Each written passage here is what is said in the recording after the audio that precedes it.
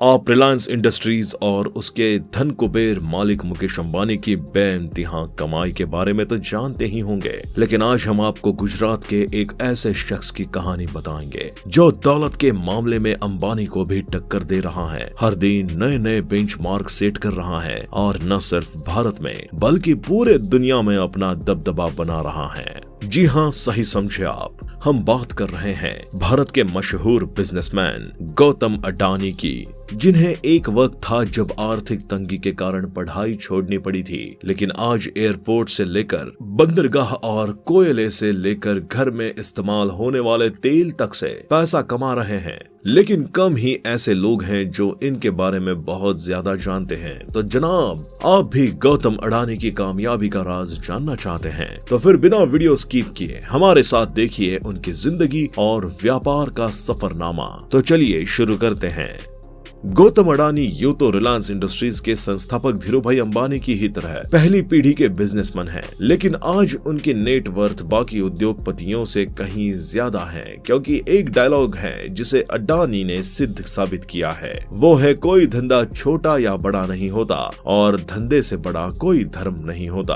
अब हम ऐसा इसलिए कह रहे हैं क्योंकि समय के साथ अडानी को जो भी धंधा मिला उन्होंने उसे पूरे मन से किया और परचम लहराते चले गए। लेकिन उनके फर्श से अर्श तक पहुंचने का सफर काफी जद्दोजहद भरा रहा है। उनका जन्म सन 1962 में अहमदाबाद के एक आर्थिक रूप से कमजोर परिवार में हुआ। पिता का छोटा सा काम था, लेकिन कुछ खास चल नहीं रहा था। ऐसे में वक्त के साथ आर्थिक हालत और बिगड़ते चले गए, जिसकी वजह से गौतम अडानी को अपनी पढ़ाई बीच में ही छोड़नी पड़ी और काम के लिए हाथ पैर मारने पड़े। इसी बीच वो बड़े बड़े शहर से बड़ी उम्मीदें लेकर कम उम्र में ही मुंबई आ गए, जहां शुरुआत में तो काफी संघर्ष करना पड़ा, लेकिन कुछ वक्त के बाद उन्हें एक डायमंड सप्लायर के यहाँ नौकरी मिल गई। 3 सालों तक काम करने के बाद उन्हें समझ में आया कि जिंदगी में करना क्या है, इसलिए उन्होंने नौकरी छोड़कर अपना काम शुरू किया और जावेरी बाजार में डायमंड ब्रोकरेज कंपनी की शुरुआत की। गौतम अडानी को अपने जिंदगी का विजन पता था,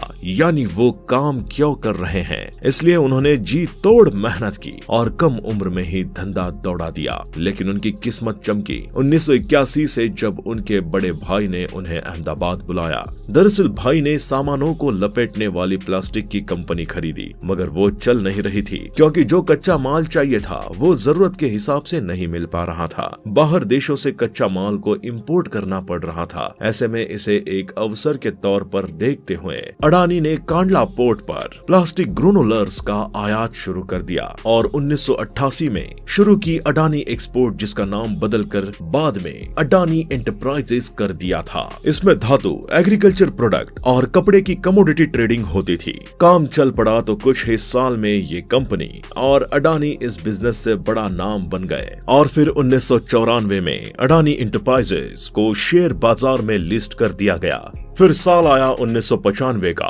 ये वो साल था जिसने आज उनके इस मुकाम तक पहुंचने की नींव रखी, क्योंकि इस वक्त गुजरात सरकार पोर्ट डेवलपमेंट के लिए प्राइवेट कंपनीज की तलाश कर रही थी। ऐसे में जैसे ही ये खबर अडानी तक पहुंची, उन्हें कमाई का एक और सोर्स नजर आया, इसलिए उन्होंने गुजरात के सबसे बड़े बंदरगाह मुद्रा पोल को ही खरीद दिया। मुद्रा बोर्ड को खरीदने के बाद 1998 में गौतम अडानी ने Adani ports and logistic company की शुरुआत की। वैसे ये बंदरगाह की खासियत के बारे में बताएं तो करीब 8000 हेक्टेयर में फैला है। ये पोर्ट आज भारत का सबसे बड़ा निजी बंदरगाह है और इस बोर्ड से पूरे भारत के लगभग 1/4 माल की आवाजाही होती है।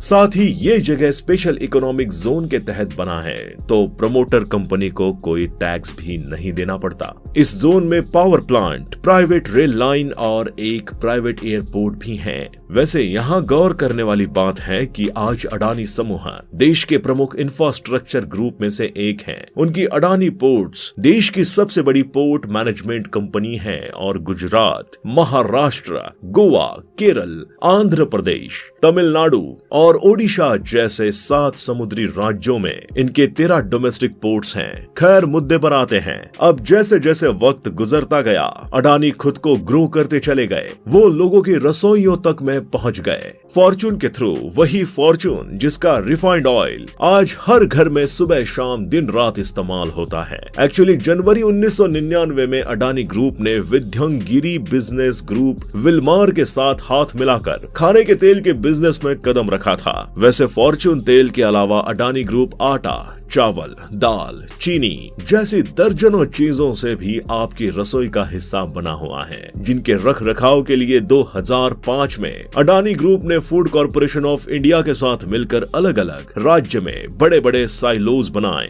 साइलोज बेसिकली वो चीज होती हैं जिसमें बड़े पैमाने पर अनाज को रखा जाता है। सालों उसकी कनेक्टिविटी के लिए अडानी ग्रुप ने निजी रिलायंस भी बनाई ताकि अनाज को लाने ले जाने में आसानी हो। कहते हैं कि हीरे की परख जौहरी ही जानता है, इसलिए अडानी को काले कोयले में भी पैसा दिखा।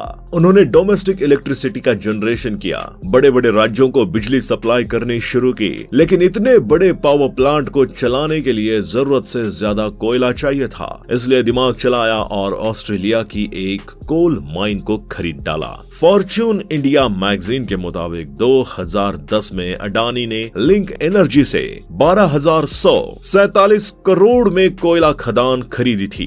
गीली बेस 20 साल में मौजूद इस खदान में 7.8 बिलियन टन के खनिज भंडार हैं, जो हर साल 60 मिलियन टन कोयला पैदा कर सकती हैं। इसी तरह इंफ्रास्ट्रक्चर की कमी से इंडोनेशिया में मौजूद तेल, गैस और कोयले के लिए अडानी ग्रुप ने साउथ सुमात्रा से कोयला ढुलाई के लिए $3 अरब निवेश करने की घोषणा की। उस समय इंडोनेशिया निवेश बोर्ड ने बताया था कि अडानी समूह 5 करोड़ टन की क्षमता वाले एक कोल हैंडलिंग पोर्ट का निर्माण करेगा और साउथ सुमात्रा आइलैंड की खदानों से कोयला निकालने के लिए 250 किलोमीटर रेल लाइन बिछाएगा।